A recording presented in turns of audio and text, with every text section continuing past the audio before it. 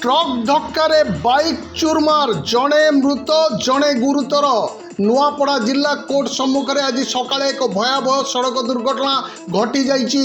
एक द्रुतगामी ट्रक धक्कार जड़े बाइक आरोही घटनास्थल ही मृत्यु होइतिबा बेले अन्य जड़े अल्पके बर्ती जाइछन्ति। सूचना अनुसार आज सकाळे सुनाबेड़ा अंचल दुई जन व्यक्ति कौन एक जरूरी काम एक मोटरसाइकिल जोगे नुआपड़ा अभिमुखे आसुतिले। नुआपड़ा जिला अदालत सम्मुख में एक द्रुतगामी ट्रक से बाइक को जोर रे धक्का देइतिला। ट्रक रो धक्का एते जोरदार थिला जे बाइक पछरे बसिथिबा व्यक्ति जनक रास्ता ऊपर छिटिकी पड़िथिले एवं घटनास्थल रे ही तांकर प्राणवायु उड़ी जाइतिला। तेबे सौभाग्यवशत बाइक चालकंकर किछि क्षति हुई नहीं, से संपूर्ण सुरक्षित थिबा कुआ जाउछि। दुर्घटना एते भयंकर थिला जे मृतकंक शरीर संपूर्ण क्षत विक्षत हो जाइतिला।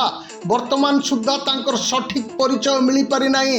मृत व्यक्ति जनक सुनाबेड़ा अंचल बोली प्राथमिक सूचना जना पड़ी। घटना संपर्क में खबर पाई नुआपड़ा थाना पुलिस तुरंत घटनास्थल में पहुंची तदंत आरंभ करिछि। पुलिस शव को जबत कर व्यवच्छेद पर पठाइथिबा सूचना रही। दुर्घटना घटाइथिबा ट्रक को मध्य पुलिस जबत करिछि। एक मामला रुजु करी अधिक तदंत जारी रखिछि नुआपड़ा पुलिस। नुआपड़ारू संतोष पट्टनायक रिपोर्ट कौशल प्रवाह।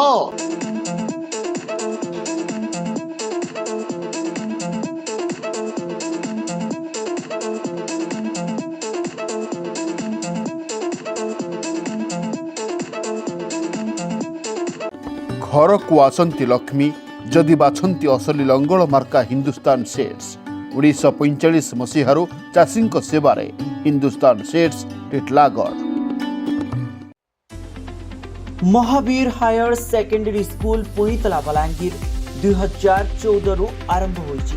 एठारे उभय आर्ट्स एंड साइंस रो व्यवस्था रहिछि। एठारे बोथ बॉयज एंड गर्ल्स का हॉस्टल सुविधा रहिछि।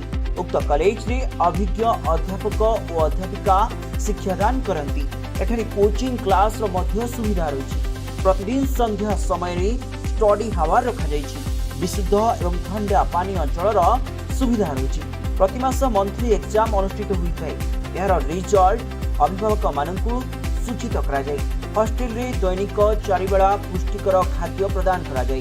एक्स्ट्रा करिकुलर एक्टिविटीज मध्य अनुष्ठित हुए। छात्र छात्री मानक नैतिक मूल्यबोधर वृद्धि निमित्त नैतिक शिक्षा प्रदान करा जाय।